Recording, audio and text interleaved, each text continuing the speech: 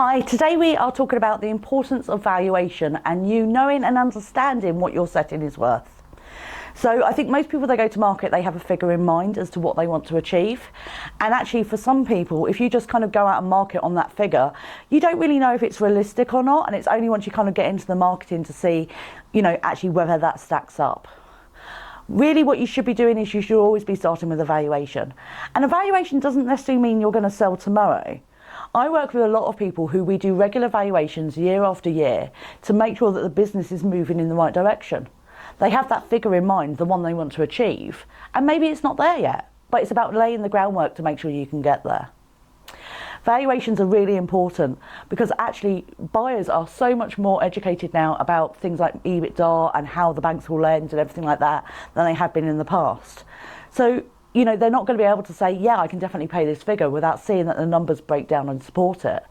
And even if you have a buyer who goes, yeah, no problem, I can do that without ever looking at the figures, if there's any kind of bank lending involved, it is going to fall apart later if those numbers don't stack up. So it's very important for you to understand your valuation and make sure that you've got a full valuation before you go to market. Otherwise, you can end up actually devaluing the setting in the long term.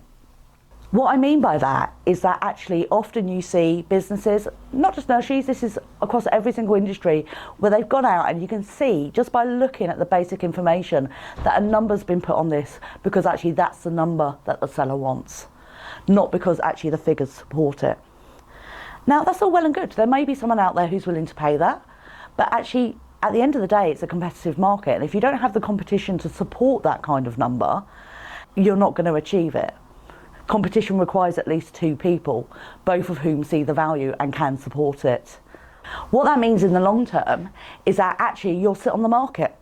So people will see that you're out there, but they'll say, oh no, I think that's too rich for what's actually involved within the business. And you sit on the market. And it means actually a year later, what happens is someone comes in and says, you've been sitting for a year, I'll offer you 2/3 of that. And you don't have any other competition to get that figure back up again.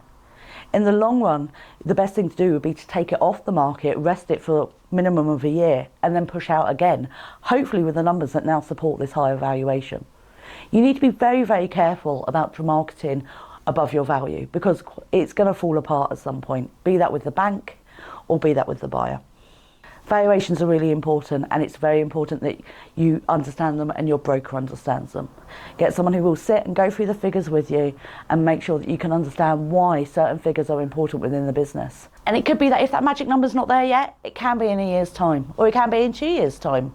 But you need to understand how you need to get there and support it.